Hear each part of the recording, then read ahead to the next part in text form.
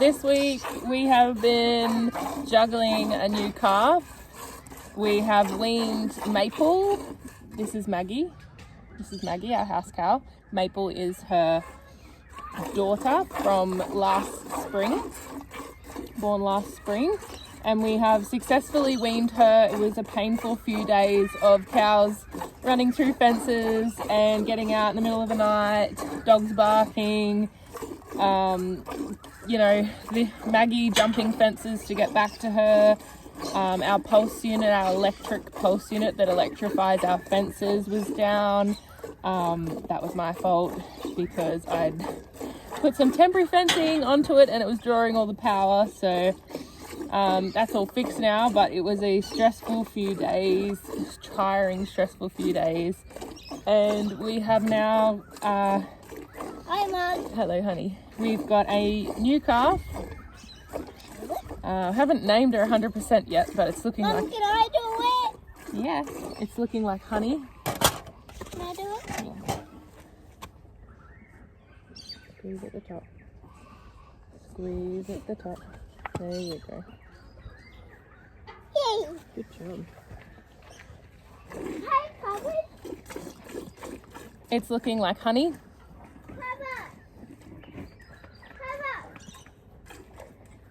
And we have been going through the motions of grafting a calf, and that basically means you get an orphan calf or a potty calf from another cow and graft it onto your house cow to keep your house cow in milk. Maggie has almost accepted her. We're almost at the stage now where she can be fed out of the milk stand. Yeah, mate. Oh, you found it. Yeah, good job. So this milk stand holds Maggie's head while she eats so that she can't move so I can milk her. Yeah, mate. You'll have to come in here though. What are you doing, Will? Just show the camera off. No, mate, I'm milking, honey. You can come in here if you want. So this stanchion holds Maggie's head while she eats so that I can milk her without her moving too much. It's more a mental restraint, if you like, because Maggie thinks she can't move around too much. She can still kick me and step on me. So it really just is a mental restraint. And so we're successfully feeding the potty calf in this milk stand. But I need to get to the stage where I can leave them both in the paddock and Maggie will accept the calf to milk, to get milk off her. So yet, but she's not completely ramming her into the ground like she was to begin with. Maggie's sort of coming around a little bit. If Honey is successfully joined to Maggie, it will be our second successful potty calf. So Maple that we have now is her calf. Reggie, the older calf, was grafted onto Maggie. He was a potty calf we got from a dairy farm, and Maggie successfully took him on and grew him. So he is ready for the freezer now. He's almost 2, so he's ready for the freezer well and truly. So we've just got to process him. And so Maple, her other daughter from springtime, will at this stage just be growing meat calves for us.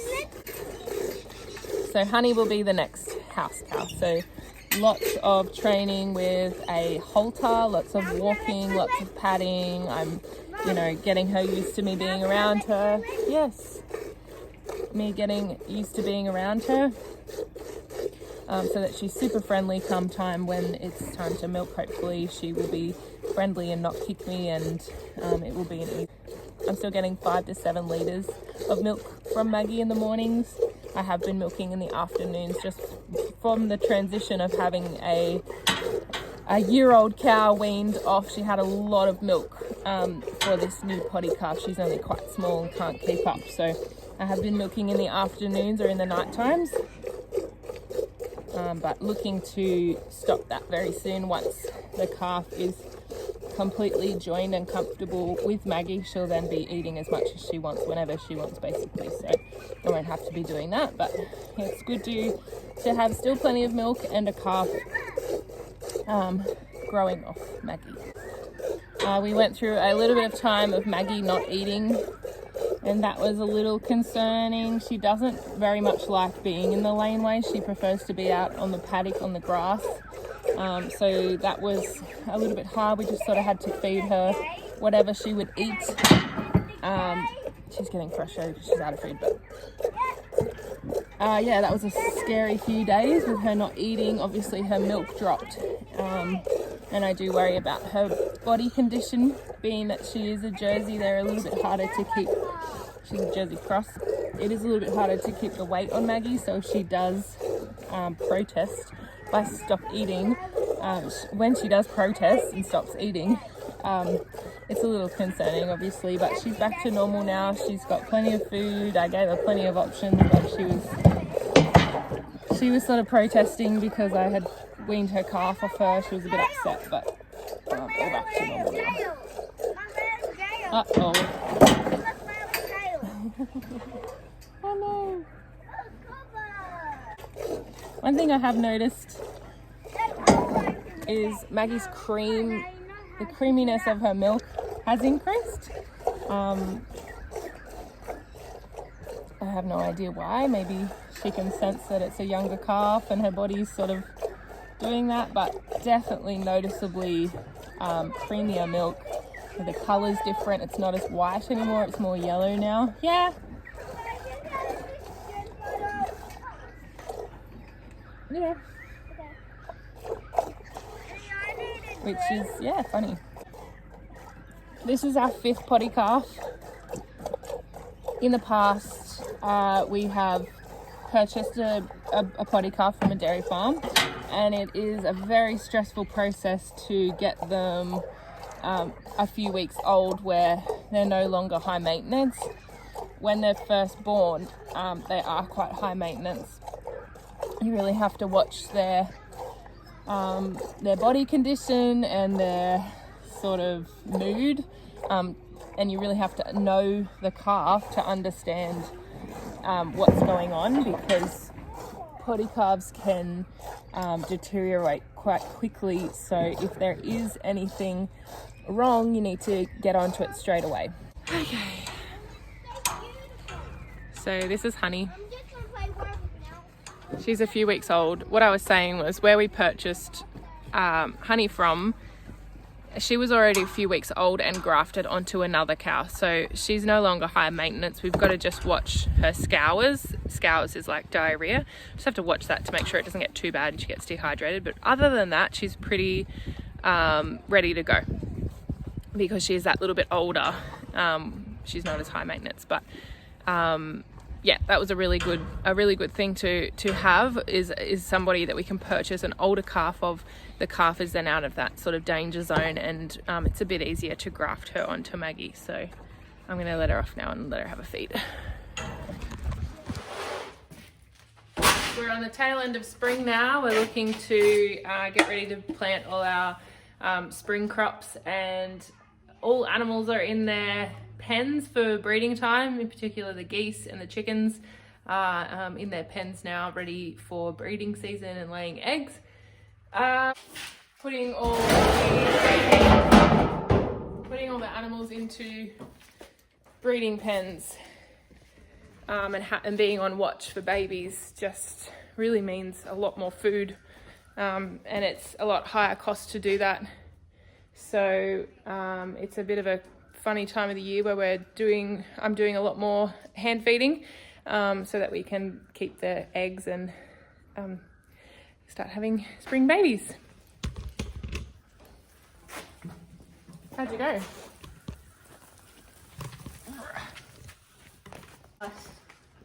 On camera now. Don't touch. What I said. If you fall out and my phone will break. Mom. Hi. Don't worry. Oh, I'm not looking at you. Yeah. Like, is this a show? Yeah. Be able to get bigger.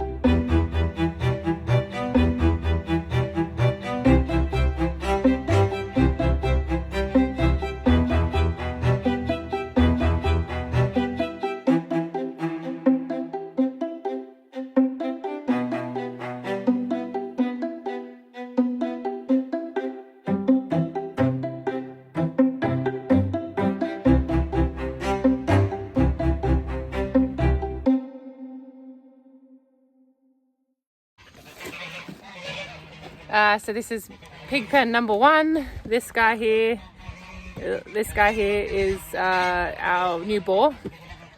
I think we're calling him, I feel like his name's George. I think we called him George. And the other white male there, or not so male, is a grower. So we will grow him out and put him in the freezer. And then this big guy will be ready to join with our sow. Alright, I'm going to go and give the geese some fresh bedding and give them some food.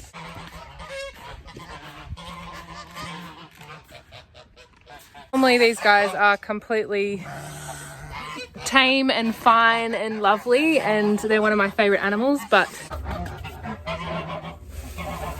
they're becoming increasingly aggressive because this is our first goose egg of the season.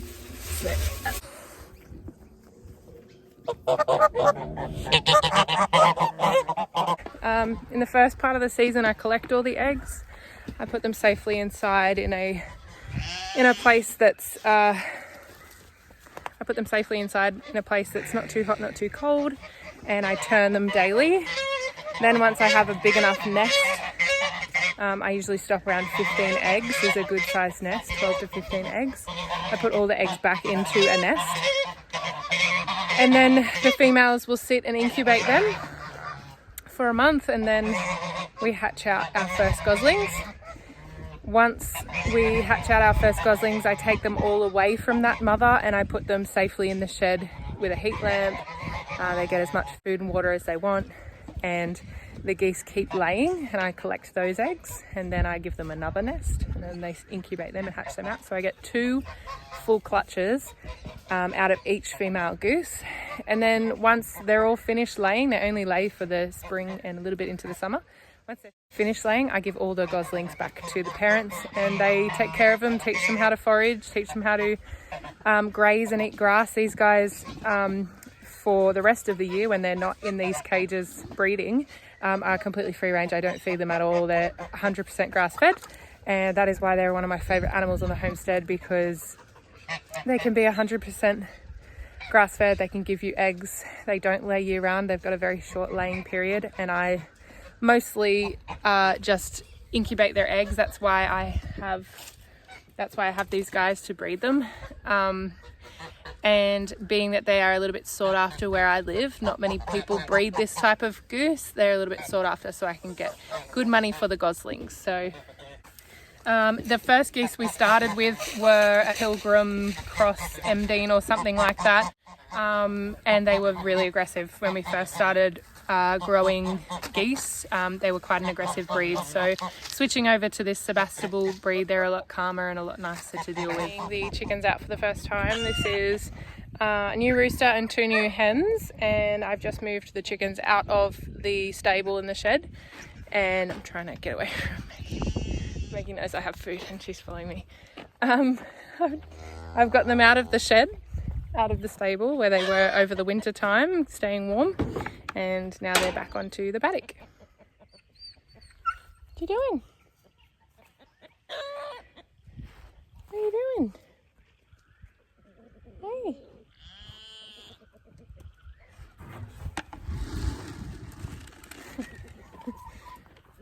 What are you doing?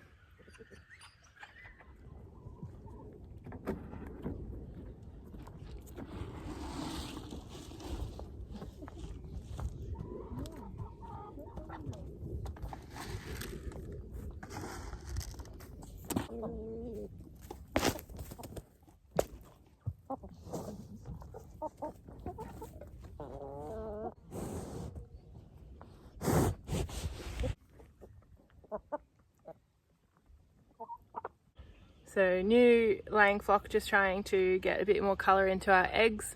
So I think we're up to 5 olive eggers now, and still a few Plymouth Rocks, which I'm going to keep to breed. But this is their first day out on the paddock for the warmer months, and they'll be going back to the coop there to lay their eggs.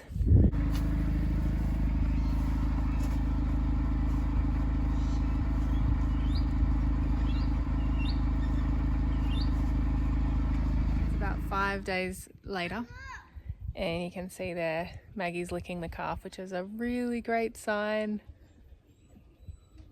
you know, they're only going to do that if they're accepting the calf and happy with the calf. I did notice a few lick marks earlier, but I wasn't sure, and that's just showing that she's quite happy with the calf now. So I